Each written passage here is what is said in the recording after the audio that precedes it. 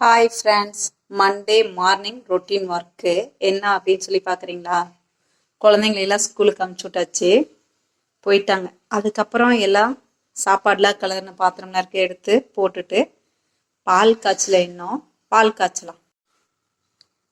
First பால் காய்ச்சிக்கலாம். கொஞ்சமாக ஒரு tumbler தண்ணி ஊற்றிக்கிறோம். 1 லிட்டர் பாலுக்கு.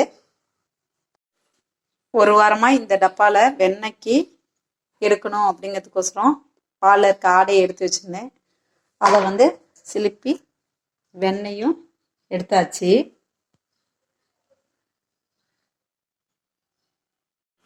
பால் பொங்குற நேரம் ஆயிடுச்சு. ஆனால் பொங்குதான்னு சொல்லி பார்ப்போம். பொங்கவே பொங்காது. சரி, அது பொங்கறதுக்குலாம் நம்ம ஏதாவது ஒரு வேலை செஞ்சுட்டு வந்துடலாம் அப்படின்னு சொல்லி பார்ப்போம். பொங்கிடும். அதனால ஒரு 2 நிமிஷம் பக்கத்திலே இருந்து பொங்கினதுக்கப்புறம் ஆஃப் பண்ணிட்டு போயிடலாம். அப்படியே பால் பொங்கறதுக்குள்ள பக்கத்துலேயே இன்னொரு வடசட்டி வச்சு வெண்ணெயையும் உருக்கிடலாம்.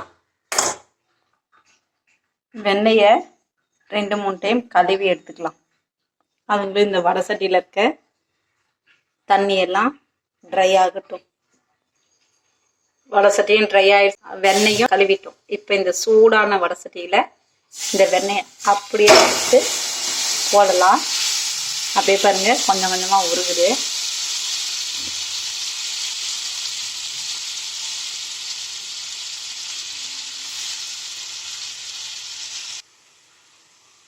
நெய் உருக்கிட்டு இருக்குது. அதே மாதிரி அந்த வெண்ணெய் நெய்யா உருகிறதுக்குள்ள என்ன பண்ண போறோம், நெய் சாடியை கழுவி வெயில எடுத்து வச்சிருக்கேன், காய வச்சு. பாருங்க, இது ஒரு கலர் அப்படியே கலரிட்டுங்கன்னா உருகிடும். ஒரு 20 நிமிஷம் இதுக்கு எடுத்துக்கும்.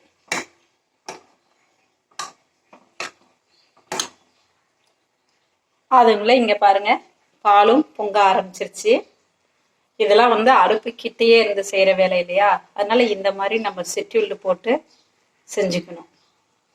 அதே மாதிரி இப்ப டெய்லி நம்ம வெண்ணெய் காய்ச்ச போறது இல்லையா, அப்ப மற்ற நாள் என்ன பண்ணோம், அடுப்புல பால் வச்சுட்டு பாத்திரம் விளக்கிடணும். இந்த மாதிரி நீங்க மேனேஜ் பண்ணுங்க. அப்பதான் உங்களுக்கு டைம் சேவ் ஆகும், ஈஸியாகவும் இருக்கும்.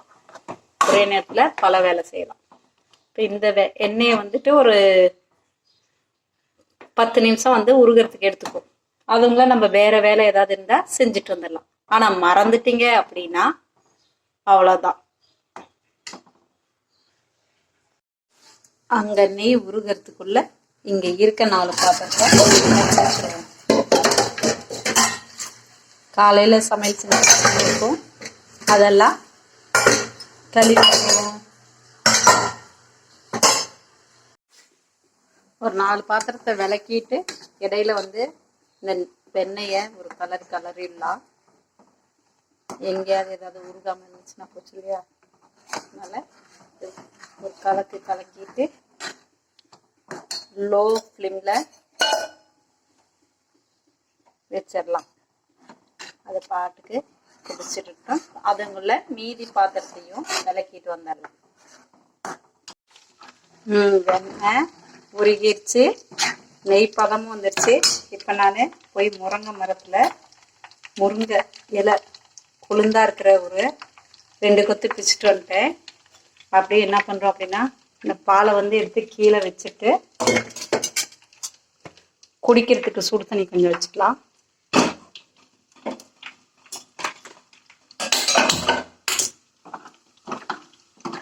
நெய்யை பார்க்கலாம்.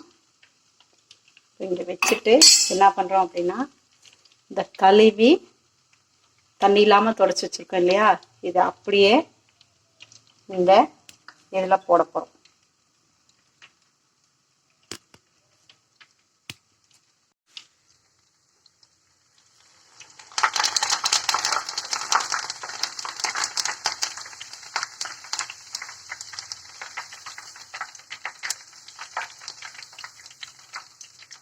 பார்த்தீங்களா, நெய் பதம் வந்துருச்சு.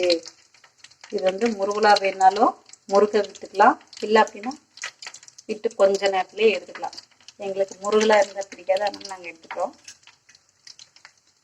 இந்த நெய் காய்ச்சின நெய்யில் முருங்கை இலையை போட்டோம் அப்படின்னா இந்த இலையில இருக்க இரும்பு சத்து நெய்யில் இறங்கிடும், அது நல்லது.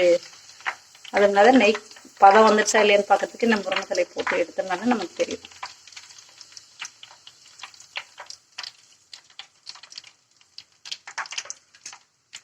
முருங்கை இலை கிடைக்கல அப்படின்னா கல்லுப்பு கூட போட்டிங்கன்னா அது பொரியறதை வச்சு தெரிஞ்சுக்கலாம்.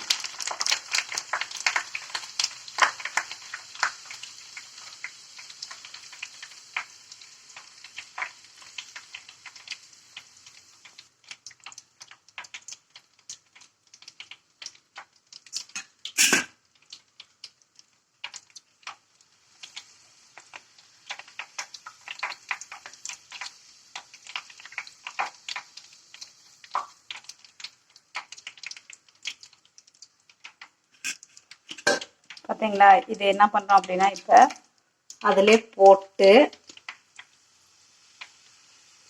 ஆஃப் பண்ணிடலாம். இது வந்து அடுப்பில் அப்படியே விட்டிங்கன்னா முருகலாயிடும் நெய்யே. அதனால் என்ன பண்ணுறோம் அப்படின்னா அடுப்புலேருந்து உடனே இறக்கி இதில் வந்து ஃபில்ட்ரு வச்சு வடிகட்டி எடுத்துக்கலாம்.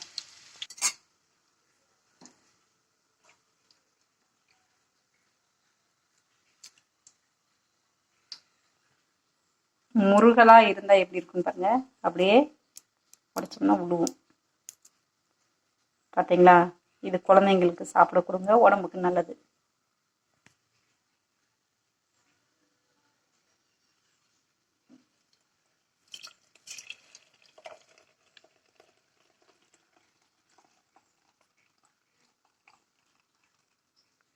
அப்படியே கசடு அப்படியே நின்றும். இந்த நெய் கசடு வந்து சாப்பிட்றது நல்லதில்லை, அதனால கீழே கொட்டிடலாம். ஃபில்ட்ரு பண்ணி வச்சிட்டிங்கன்னா நெய் வந்து அப்படியே பாருங்கள் எப்படி இருக்குன்னு இப்போ எடுத்து காமிக்கிறேன். பார்த்தீங்களா, அந்த கரண்டு விட்டே காமிக்கிறேன். நெய் சுத்தமான வீட்டிலேயே தயாரித்த நெய் ரெடி ஆயிடுச்சு. அடுத்தது சுடு தண்ணி காஞ்சிருச்சு, ஆஃப் பண்ணிடலாம். அடுத்தது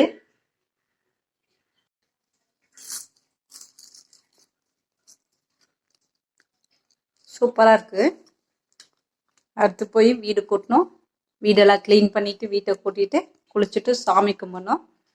இன்றைக்கி என்னோடய வேலை முடிஞ்சது. அடுத்தது இதெல்லாம் முடிச்சுட்டு யூடியூப்க்கு வீடியோ போடுறதுக்கு வீடியோ ரெடி பண்ணோம். பாய். இந்த வீடியோ பிடிச்சிருந்தா லைக் பண்ணுங்கள், கமெண்ட் பண்ணுங்கள், சப்ஸ்கிரைப் பண்ணுங்கள். தேங்க்யூ.